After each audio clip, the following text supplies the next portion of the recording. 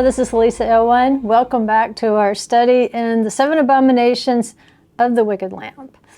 And in the last program, we looked at the little scroll of Revelation. It's called the Mishneh Torah. It's the book of Deuteronomy, which is considered the kind of the summary work of the previous 4 books. And of course, we know the little scroll, it does play a role in the book of Revelation. And we looked at how justice, the command to pursue justice, was part of this little scroll, and how there was no place you could really hide. Once the judgment began at the end of days, no matter whether you were the greatest, like it says in the book of Deuteronomy, whether you were the king, you were still supposed to write 2 copies of the little scroll so that you would obey it, so you wouldn't be proud. In this way, you wouldn't set yourself above your brothers. You wouldn't be tempted to multiply the horses and the wives from the nations.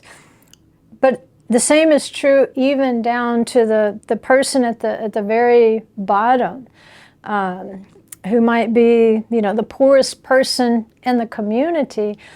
Justice, justice, you shall pursue, says you should be blind to those distinctions, whether it's the king of the nation or whether it's the poorest person in the nation, they will still be judged with justice. And in order to make sure that transformation within occurs, it has to be more than a matter of simply copying the scroll. It has to be more than a matter of simply knowing what's in the little scroll.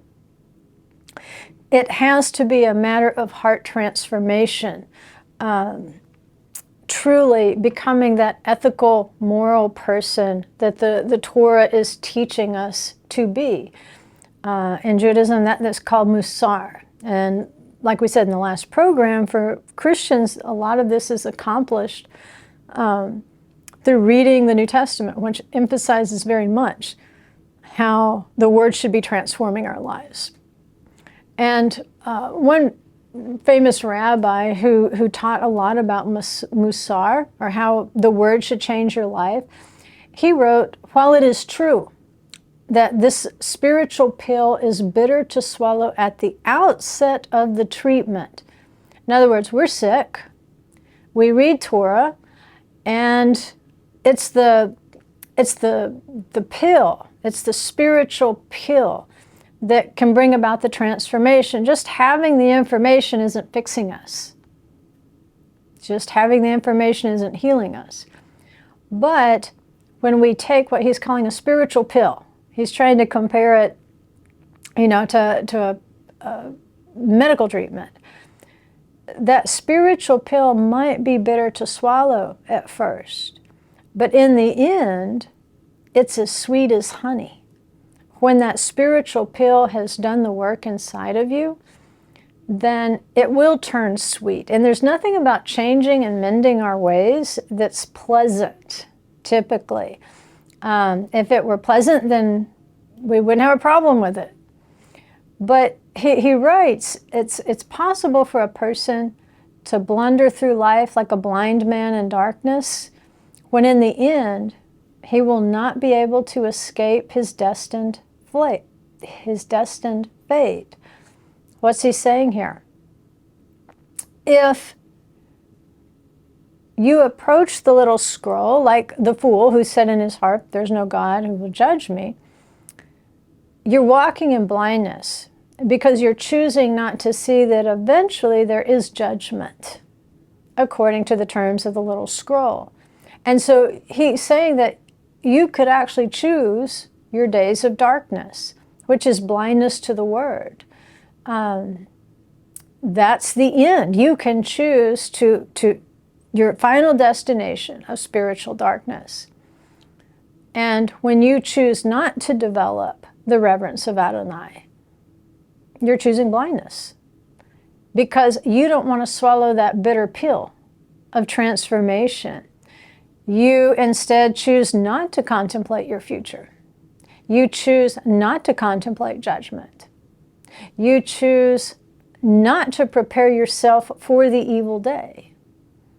You really only want to feel happy and cheerful, and if studying the Torah doesn't do that for you, if it doesn't make you happy and cheerful, you're not interested in it. Or if it doesn't make you feel competent and respected and like you know more than other people, you're not interested in it. You're only interested in the things that make you feel good. But you're not considering that in every human being, there are things that the Word needs to change in us. When we swallow that spiritual pill that moves us beyond simply knowing what's in the Word, then the bitterness will set in, that bitterness of transformation. There'll be long periods of sober thinking. You might even go what feels like depression. You might contemplate while your heart changes. There might be quiet times in here that aren't fun because, see, if you surround yourself with lots of excitement, people, electronic noise, then you never have to contemplate those changes that need to be made. The Spirit wants to speak to you in your silence. And so in those times, that's what you're allowing. You're swallowing that bitter pill so that in the end, you can have that inner transformation. So that in the end, it can be as sweet as honey. See, it can be sweet as honey at first, but then turn bitter. And this is the experience that we're going to see with John. And of course, this repeated Torah, this Mishneh Torah, the little scroll, it cautions us, that especially when we're reading the Song of Moses, there might be some bitter pills to swallow, but we want that transformation. Because when John sees kings, peoples, nations, tongues, who were hiding from the presence of the Lamb, who were hiding from the judgment of the Lamb, what that tells us is that long ago they chose self-indulgence. Long ago they chose not to be transformed by the Word because they thought that would be too bitter a pill. But that's exactly what the little scroll teaches us. It's going to be bitter at first, and in the end it'll be as sweet as honey. Revelation 10:8, it says, "Then the voice which I heard from heaven, I heard again speaking with me and saying, Go, take the book which is open in the hand of the angel who stands on the sea and on the land. So I went to the angel, telling him to give me the little book, the little scroll. And he said to me, Take it and eat it. It will make your stomach bitter, but in your mouth it will be sweet as honey. I took the little book out of the angel's hand and ate it, and in my mouth it was sweet as honey. And when I had eaten it, my stomach was made bitter. And they said to me, You must prophesy again concerning many peoples and nations and tongues and kings." Right. So, prophesying against peoples, nations, tongues, and kings. And the prophecy concerns this little scroll. It concerns most likely the scroll of Deuteronomy, which says, Justice, justice you shall pursue. We have a different effect here. We have what Rabbi Salanter was saying happens if you choose self-indulgence, if you choose the pleasures, if the word that you're reading never changes you, it's all sweet. It's all sweet in the beginning. And you hear Yeshua talking about people like that when he's talking about the parable of the soil. He said there will be people who receive the word with gladness, but you know what? It doesn't make any lasting changes. They're up, they're down, they're up, they're down, they're up, they're down, they're here, they're there. There's no lasting change because they don't want to swallow that bitter pill. But here in the end, what John sees is that if you insist on self-indulgence in the Word, then in the end it's going to be made bitter. And as he eats that scroll, he's showing them the difference. Had you eaten this scroll as a bitter pill at first and understood the need for transformation, then in the end it would be sweet as honey. And that's when we want it to be sweet. We want it to be sweet at the end, no matter what we have to go through. So that process is reversed on these blind kings and people. At first, it was sweet self-indulgence. But then when the judgment comes, when the wrath of the Lamb comes, it turns bitter. And so the Song of Moses is also in the little scroll. And it does have some joyous passages, but seriously, folks, read the Song of Moses. It's full of judgments.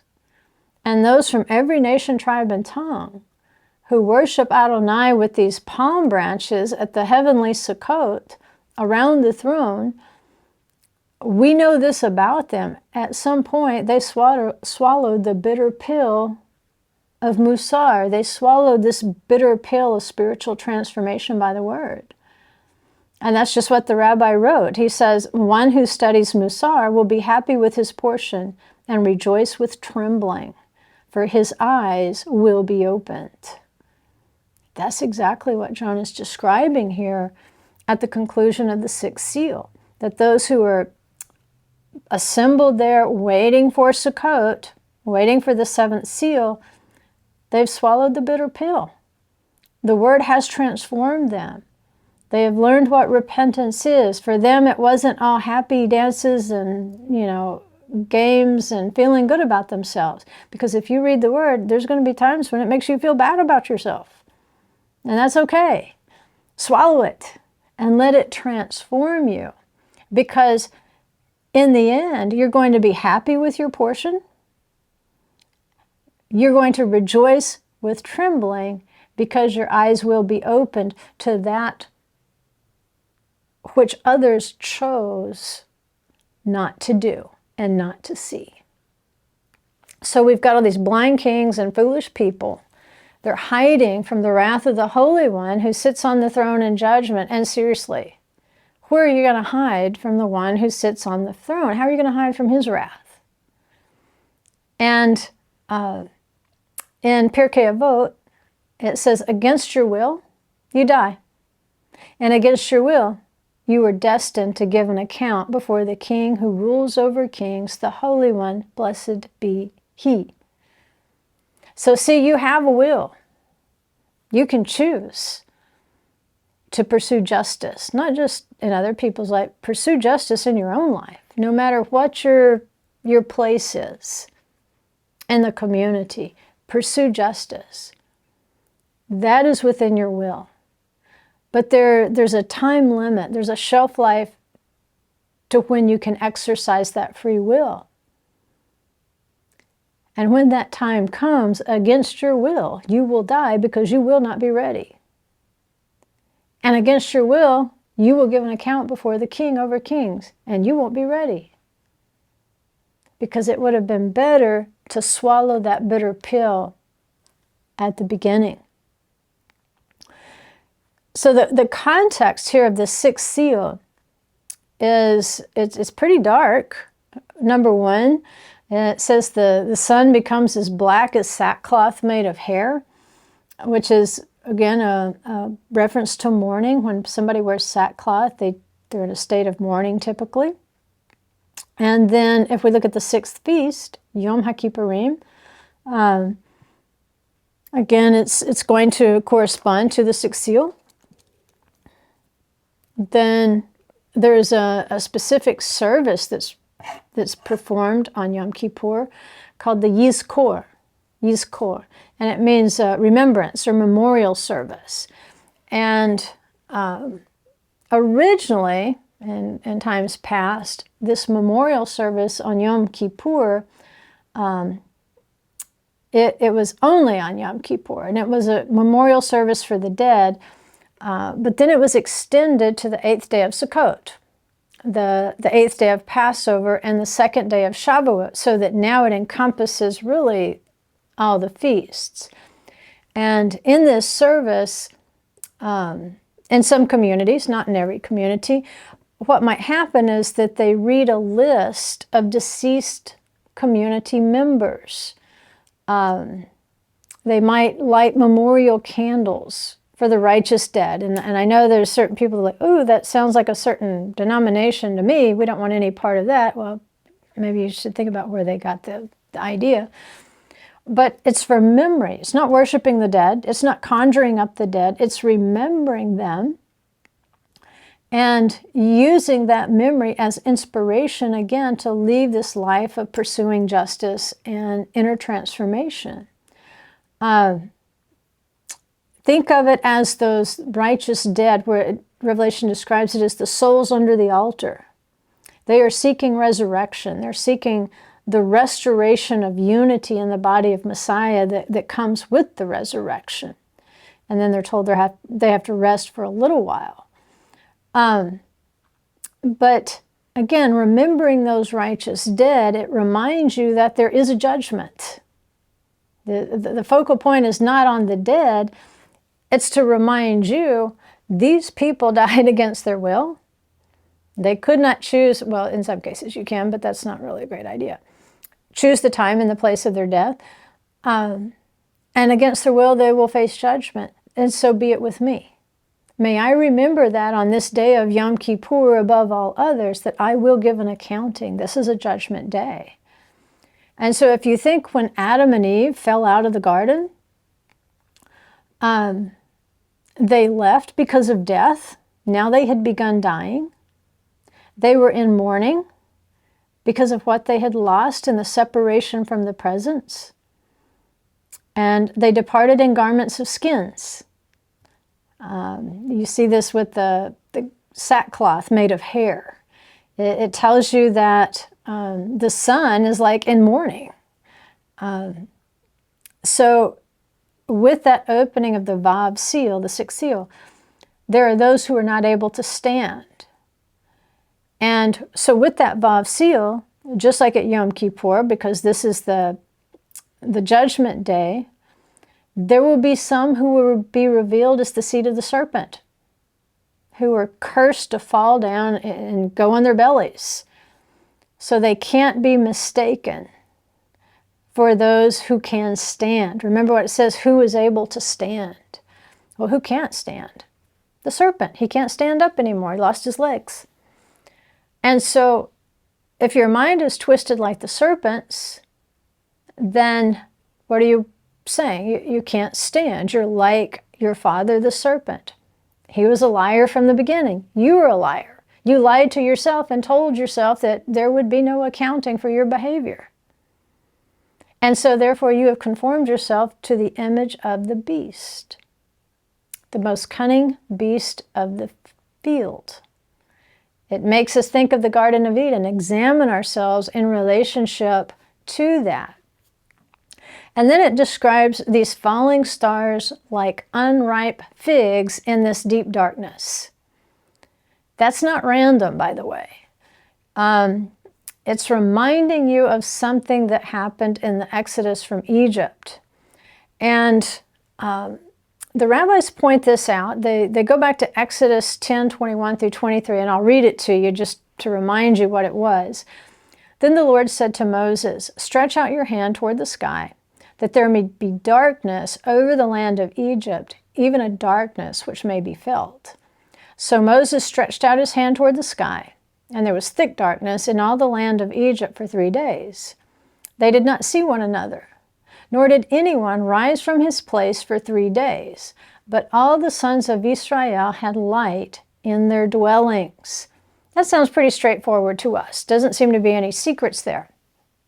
But in ancient times, the scholars, the sages read this text and said, now wait a minute, there's some things here that are a little out of place. Not the wording we would expect in this particular place. And so if you were to put the text in Hebrew, you can see it, I think, much clearer. I just read out of the New American Standard, and it said they did not see one another, nor did anyone rise from his place for 3 days, but all the sons of Israel had light in their dwellings. Right, where it says they did not see one another, it's not one another. It's his brother. They did not see his brother. nor did anyone rise from his place for 3 days. Now, you already know that the number 3 is a resurrection symbol. 3 days and 3 nights, resurrection. During this 3 days and 3 nights, it says all the sons of Israel had light in their dwellings. But brothers could not see one another, nor could they rise from their place for 3 days. So the sons of Israel are thought to be the ripe figs, and I'll explain what that means. The sons of Israel were thought to be the ripe figs of spring. Remember, this is happening in the spring. Moses has told them this will be the beginning of the months. And in the spring, you have the signs of resurrection. This particular plague, the 9th plague, before the death of the firstborn, is thought to have been a type of prejudgment or pre-resurrection, because they had light in spite of the darkness of death. And this tells us that the wicked and the righteous, they experience death in completely different ways. And it says in Hebrew that where they had light in all their dwellings, it says in all their moshvot, right? A moshav. You might even have heard that in modern Israel. A moshav, it's similar to a kibbutz, but not quite as extreme in terms of the share and share alike socialist sort of agenda. It's a more modern thing where you can make your own money, but you live together as a collective so that you depend upon one another, and each person brings a special skill to the moshav that benefits the whole. So a moshav is a cluster of dwellings or a like-minded community.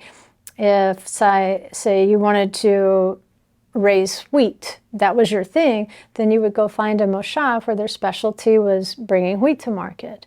Or if you wanted to harvest olive trees, you would go to a moshav where that was their specialty, or wine, or whatever. Whatever the trade that you wanted to engage in, you would be attracted to that particular moshav because they developed their own way of sustaining themselves. So a moshav can be a seat, a dwelling place, or a period of residence. It can actually be a time period. So when it says 3 days, they could not arise from their place, not only were the Hebrews having light in all their moshvot, in all their dwelling places, this period of residence also bound them together. So the sages go back to where it says, you couldn't see your brother. And if it's a Hebrew brother, as the sages are suggesting here, if you cannot see your Hebrew brother, and you should be having light in all your dwellings, because the sons of Israel could see, but it says you couldn't see your brother.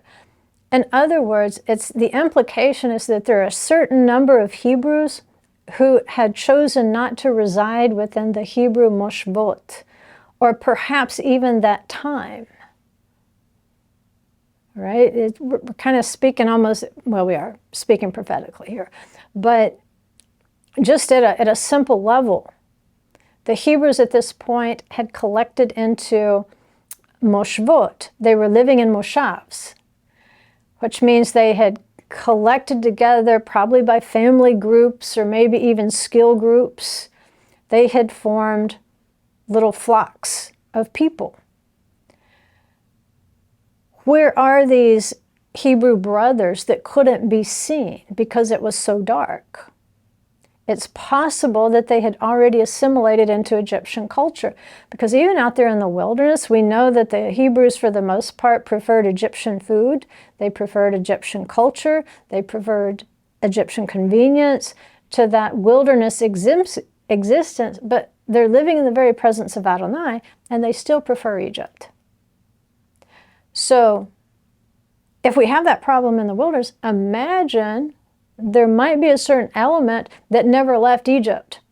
The rabbis say that these people were harvested out. These were actually Hebrews. These were not Egyptians. The Egyptians had darkness. But they say he harvested out a certain number of Hebrews who had so assimilated into Egyptian culture that that had become their identity, not Hebrews, and they would have been a stumbling block. They would have been obstructionist to the Hebrews at the time of the Exodus. So we've got 3 days and 3 nights here suggesting a type of resurrection experience. The Hebrews who had light in all their dwellings, they're experiencing a kind of a pre-resurrection here, because the 3 days and the 3 nights symbolizing death doesn't affect them the same way as even their brothers. So in Revelation, where John says the sun and the moon don't shine, but nevertheless the lamp is the Lamb in Jerusalem, the Hebrews are experiencing a kind of a pre-resurrection existence where there's a prejudgment going on at the very same time in this darkness. So the idea here is that the angels went in and harvested out these stumbling blocks in the darkness, so the Egyptians couldn't see it. So in Revelation terms, they were Israel, but maybe they wouldn't necessarily resurrect in the first resurrection. So it's the 9th plague became a kind of a prejudgment before the death of the firstborn in the 10th plague. The fig tree is Israel. And when Yeshua teaches in Matthew 24, he says, from the fig tree, learn the parable. From the fig tree, learn the parable. So as John is talking to us about the stars falling from the sky like unripe figs, he's saying from the fig tree, learn the parable. It's not from the parable of the fig tree. He says, no, from the fig tree itself, learn the parable. From Israel itself, learn the parable. And then John goes on to describe 2 women who go in the wilderness. One is seated on the beast. She's riding the scarlet beast. She's part of Mystery Babylon. But the other woman is the virtuous woman. And like her children keep the testimony of Yeshua and the commandments of God. Both of these women are Israel being judged. And that's why Yeshua says, from the fig tree. If we read it in the Hebrew Gospel of Matthew, kind of take it out of the Greek, try to put it back into the original words, he says, from the fig tree, learn the parable. So the belief here is that in the 9th plague of deep darkness, prefigurative of death, that the Hebrew brothers who could not be seen in the darkness, who did not survive the darkness, they were unripe figs because they were unprepared to leave there. And even worse, they would have been a stumbling block. They would have tried to discourage and obstruct those who wanted to leave.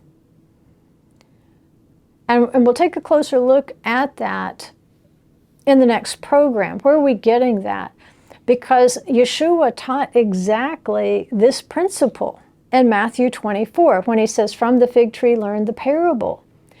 He describes these conditions. And where do the rabbis get this information?